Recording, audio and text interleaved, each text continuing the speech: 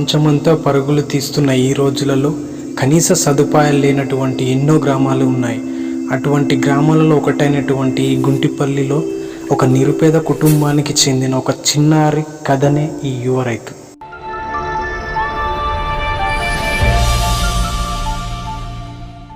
ఆ ఇంట్లో అమ్మా నాన్న చిన్నారి ఉండేవారు. ప్రతిరోజు ఏదో కూలి పని చేస్తేనే గాని పూట గడవని పరిస్థితి వీళ్ళది. అమ్మ నేను బడికి పోయేస్తా.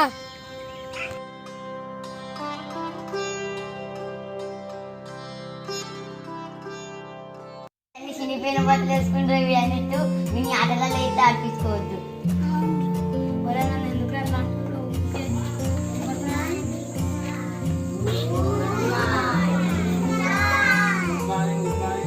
పిల్లలు ఈరోజు మనం కొన్ని ఇంగ్లీష్ పదాలు నేర్చుదామా?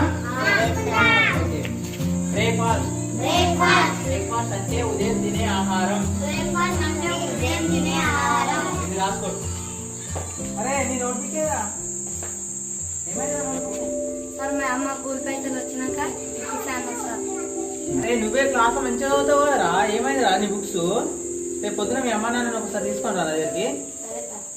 పిల్లలు క్లాస్ అయిపోయింది, వెళ్ళి ఆడుకోండి. లైన్ వెళ్ళండి.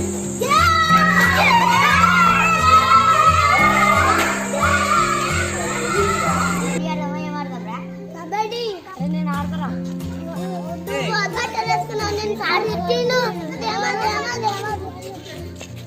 ఈ చిన్నారి చదువుల్లోనే చురుగ్గా ఉండడం కాకుండా అమ్మ నాన్నలకు కూడా చేదోడు వాదోడుగా ఉండేవాడు. కానీ ఇతని పేదరికం వల్ల చాలా అవమానాలకు గురయ్యేవాడు.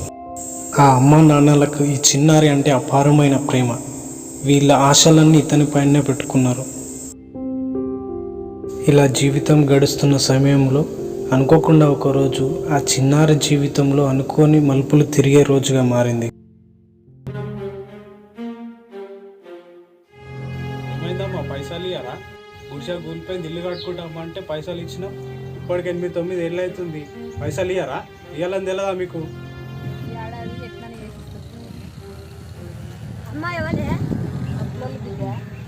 అడింతున్నప్పుడు ఇచ్చినాం, ఇంత అయిండు. ఇవ్వాలని తెలియదా అమ్మ?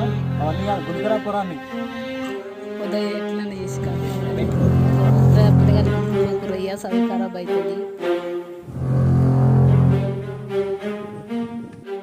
అరే బకెట్ తీసుకొని చెట్ల నీళ్ళు పోయి అట్లనే నీళ్ళు తీసుకొని బర్రెలను గడుపో నడు. అట్లనే ఆ పార తీసుకొని పోయి ఆ మొక్కజొన్నకు నీళ్ళు కట్టు, ఆ గడ్డి కూడా ఎక్కువ. అట్లయితేనే మీ అయ్యింటాడు.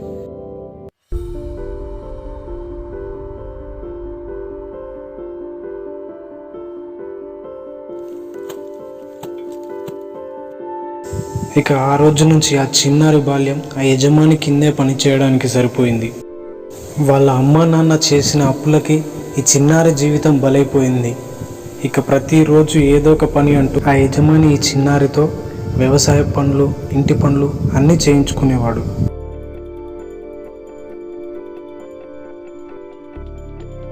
ఇంత చిన్న వయసులోనే ఎన్ని కష్టాలు అనుకుంటూ ప్రతిరోజు బాధపడుతూ ఏడుస్తూ ఉండేవాడు ఈ చిన్నారి.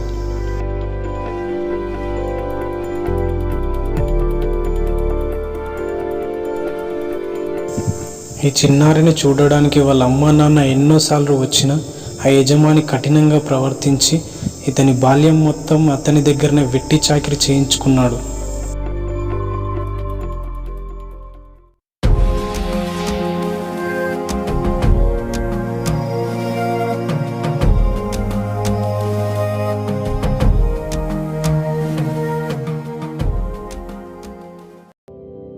అమ్మ నాన్నల్ని చూడాలని ఉంది. నా ఫ్రెండ్స్తో ఆడుకోవాలి, నేను చదువుకోవాలి. పని చేయడం ఇష్టం లేదు. అమ్మ నాన్న ఎప్పుడు తీసుకుపోతారే? అయ్యా బిల్డింగ్ కట్టి నన్ను ఆన్ చేసినవేందే? చీన బతికేంది ఇట్లా తయారైంది.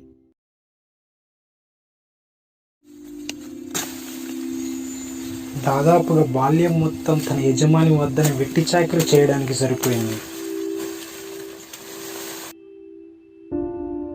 ఇలా ఎన్నో సంవత్సరాలు యజమాని వద్ద పనిచేసి దాదాపుగా 15 నుండి 20 సంవత్సరాల తర్వాత తన సొంత ఇంటికి చేరుకున్నాడు. అతనికి వ్యవసాయం తప్ప ఇంకే పని తెలియదు కాబట్టి వారికి సొంతంగా ఉన్నటువంటి కొద్దిపాటు పొలంలో వ్యవసాయం కొనసాగిస్తున్నాడు. ఇలా ప్రతిరోజు కష్టపడి వ్యవసాయం చేస్తూ ఏ విధంగా పైకి వస్తానా అని పశువులను పెంచుతూ ఆయా రకాల పంటలను వేస్తూ వస్తున్నాడు. ఇలా ఎన్ని విధాలుగా ప్రయత్నించినా అతని జీవితంలో మార్పు అనేది జరగడం లేదు. ఎదగడం కాకపోగా నష్టాల పాలవుతూ వేసిన పంట చెడిపోతున్నాయని, పండిన పంటలకు గిట్టుబాటు ధర లేక తన జీవితం ఏమైపోతుందా అని కృంగిపోయే స్థితికి చేరుకున్నాడు. తన మనసులో బాధని ఓ రోజు దేవుడికి ఈ విధంగా చెప్పుకుంటున్నాడు. నా జీవితం ఇంత ఘోరంగా ఉంది. స్కూల్కి వెళ్ళే వయసు నుండి వెట్టి చాకరీ చేస్తున్నా. ఇన్ని రోజుల నుండి నా సొంత భూమిలో కష్టపడుతున్నా. వచ్చిన డబ్బు ఎక్కడికక్కడే అయిపోతున్నాను. అందరిలా నాకు మంచి రోజులు ఎప్పుడు వస్తాయో, అందరిలా నేను ఇంకెప్పుడు నా కళను సొంతం చేసుకుంటాను. ఇక ఈ విధంగా కష్టపడితే కాదని అనుకుని స్థానిక అగ్రికల్చర్ ఆఫీసర్ను కలిసి తక్కువ నీటితో ఎక్కువ పంటను పండించే విధానమైనటువంటి డ్రిప్ ఇరిగేషన్ సిస్టమ్ను వేయించుకున్నాడు. పంటలు అధికంగా పండడం మొదలయ్యాయి. అత్యాధునికమైనటువంటి ఎరువులను వాడుతూ మంచి పంటలను పండిస్తూ మండలంలోనే యువ రైతుగా పేరుగాంచాడు.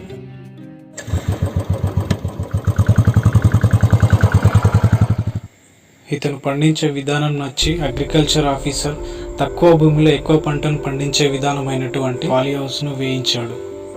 పంటలు పండించే విధానం, పంటలోని నాణ్యత చూసి దేశం మొత్తం విత్తనాలు సరఫరా చేసేటువంటి ఒక మల్టీనేషనల్ కంపెనీ మన రైతుకు గొప్ప అవకాశం ఇచ్చింది. పాలీ హౌస్ మన అగ్రికల్చర్ సబ్సిడీలో ఇప్పిస్తాం సార్. చేస్తారు ఈయననే సార్ సునీల్ అంటే, ఈ మంచి రైతు, యువ రైతు మన మండలంలో. సునీల్ గారు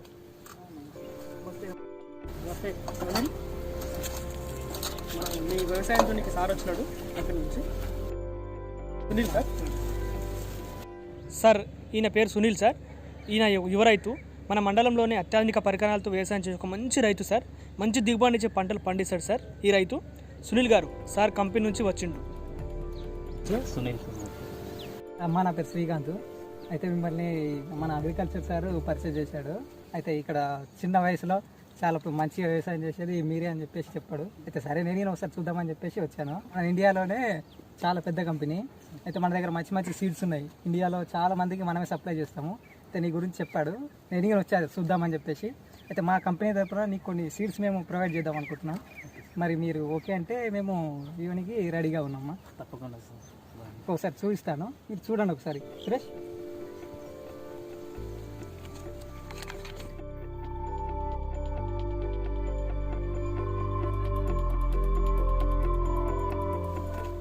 ఈ సీడ్ ఉంది కదమ్మా, ఈ సీడ్ నువ్వు వాడినామంటే 4 monthsలో నీకు క్రాప్ వచ్చేస్తుంది. నెక్స్ట్ ఈ సీడ్ వాడినామంటే ఈ సీడ్ దానికి 6 months టైం పడుతుంది. అయితే మీకు దీనికన్నా ఈ 4 monthsలో వచ్చే సీడ్ వాడింది చాలా బెటర్. సరేనా? అలా కంపెనీ వాళ్ళు ఇచ్చిన విత్తనాలతో రకరకాల పంటలను పండిస్తూ అధిక దిగుబడిని తెచ్చుకుంటూ సంపాదన మొదలుపెట్టాడు. ఇతని జీవితం ఈ విధంగా నడుస్తుండగా చిన్నప్పుడు తనని ఎగతాళి చేసిన వీరి స్నేహితుల జీవితాలు ఏ విధంగా ఉన్నాయి చూద్దాం రండి.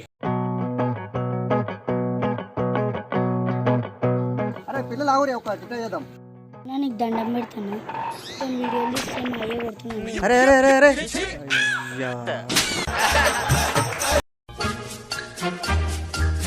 అరే మంచిగా వచ్చినావురా, మనం ఒక చిట్టా వీడియో ఇద్దామా? నీకు అడ్డిస్తా, వీడియో ఇద్దామా? అరే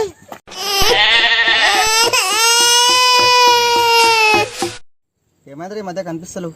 నేను ఎడిపోతున్నారా? ఇంటికానే ఉంటున్నా. అరే బీటెక్ కంప్లీట్ చేసినావు కదా? ఏం చేసినా వేస్టే రా, అంత వేస్ట్. గంత పెద్ద సిటీలో చదువుతుంది కదా, కాలేజీలో చదివితేను మామ మన పేరు జాబ్లో వస్తట్టున్నాయి. మరి నువ్వేం చేస్తున్నావు రా? డిగ్రీ కంప్లీట్ చేసినావేమో. చేసినావా మా, అంతే ట్రై చేసినా కానీ ఇంట్లో కొంచెం ప్రాబ్లమ్స్ ఉండి ఎటు వీలైతలేదురా నాకు. మరి ఇట్లుంటే కాదు కదరా, మనదేమో పూర్ ఫ్యామిలీ అయ్యా, ఏదైనా కంపెనీ చూసుకుంటే సెట్ అవుతుంది. అవును మా, ట్రై చేద్దాం, ఇద్దరం కలిసి ట్రై చేద్దాం. నిజంగా సునీల్ గడ అప్పుడు ఎట్లుండారా? మస్తు డెవలప్ అయినాడు. అవునరా, నేను కూడా చూస్తాను, చాలా డెవలప్ అయినాడు. వాడి మధ్య కనబడం కూడా కనబడతలేట్రా. అవునరా, అసలు కనిపిస్తుంది ఈ మధ్య. అరే వచ్చాక సునీల్ అన్న గారా? అవునరా. అరే అరే సునీల్ ఆపురా.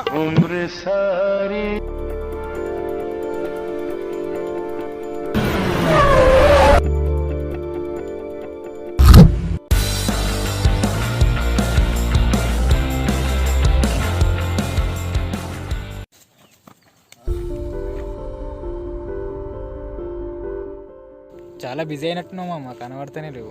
అవు మామ, ఈ మధ్యలో కొంచెం సెట్ అయినా కదా, కొంచెం అదే బిజీ ఇక. నిజంగా చాలా బిజీ అయిపోయినావు మామ. చిన్నగా ఉన్నప్పుడు ఎట్లుండటం, ఇప్పుడు రేంజ్కి అయిపోయినావు. ఏం లేదు మామ, తెలుసు కదా మీకు కంపెనీ ఆఫర్ వల్ల కొంచెం ఈ మాత్రం అన్నా అవుతున్నా. చిన్నప్పుడు చాలా ఎగతాళి చేస్తుంది ఇంకా మనం. నిజంగా చినిపోయిన చెడ్డలు వేసుకుని వస్తున్నారు అయ్యా స్కూల్కి. చాలా డెవలప్ అయిపోయి మనం. నిజంగా ఘోరంగా కారు, బుల్లెట్ కథనే పోనీ రేంజ్ మొత్తం మారిపోయింది. మీకు తెలుసు కదా చిన్నప్పటి నుంచి వెళ్ళి ఏ స్థాయి నుంచి ఏ స్థాయికి వచ్చినా తెలుసుగా, ఎంత కష్టపడితే కానీ ఇంత స్థాయి రాలేదు. మళ్ళీ ఏమైందంటే ఈ ఒక కంపెనీ ఒక ఆఫర్ ఇచ్చుట్లా దాంట్లో సెట్ అయ్యి ఈ స్థాయిలో తిరుగుతున్నా కానీ లేకుంటే తెలుసు కదా. సరే నా సంగతి అట్లా పెట్టరు మామ, మీరు ఏం చేస్తారు ఎట్లా ఏం కాదు చేస్తారు చెప్తున్నారు మామ. అరే జల్దీ రా, నలుగురు వచ్చి చంపుతున్నా రే, నాతో ఐదలేదు.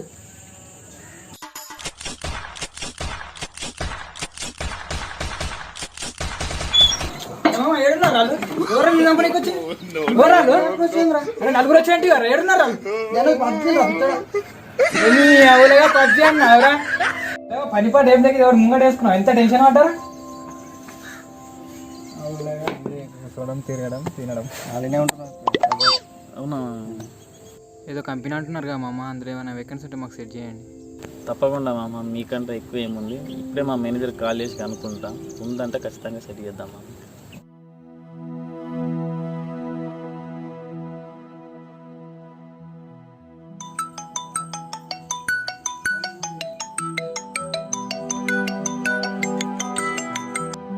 హలో, శ్రీకాంత్ సార్, నమస్తే సార్.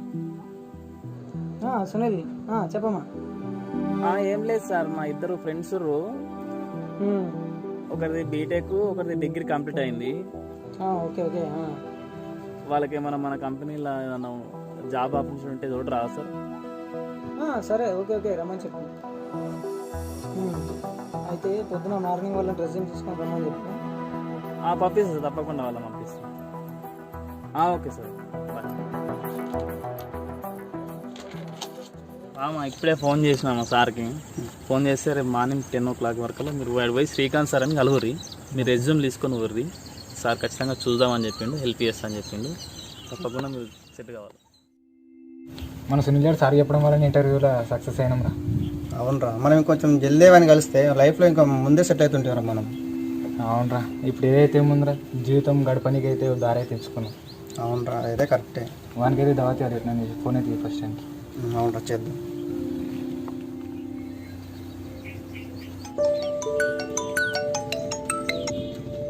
హలో మామా.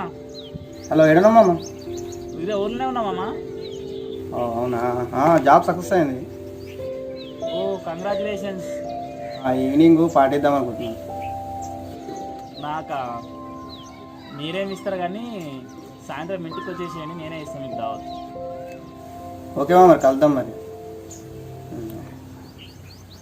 ఒక నిరుపేద కుటుంబంలో పుట్టి ఎన్నో అవమానాలు పడుతూ ఎన్నో కష్టాలు భరిస్తూ ఈరోజు తన తోటి వారికి సహాయం చేసే స్థాయికి ఎదిగినాడు. కాబట్టి మీ తోటి వారిని ఇబ్బంది పెట్టకండి. ప్రతి ఒక్కరి జీవితంలో ఆ దేవుడు వారి జీవితాన్ని మార్చే రోజుగా రాస్తాడు.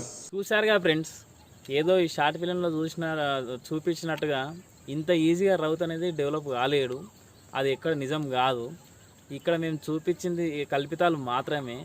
రైతు ఇంత సక్సెస్ కావాలంటే ఎంతో కష్టం, ఎంతో హార్డ్ వర్క్, చిన్నప్పటి నుంచి ఎండ అన్నక డెవలప్ అవ్వకుండా కష్టపడితేనే ఈ స్థాయికి రాగలుగుతాడు. కానీ ఏదో మేము చూపించినట్టు కదా, మేము ఓన్లీ కల్పితాలు చేసి మాత్రమే చూపించినాం.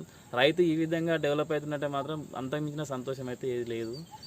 రైతులకు కొంచెం రెస్పెక్ట్ ఇద్దాం. జై హింద్.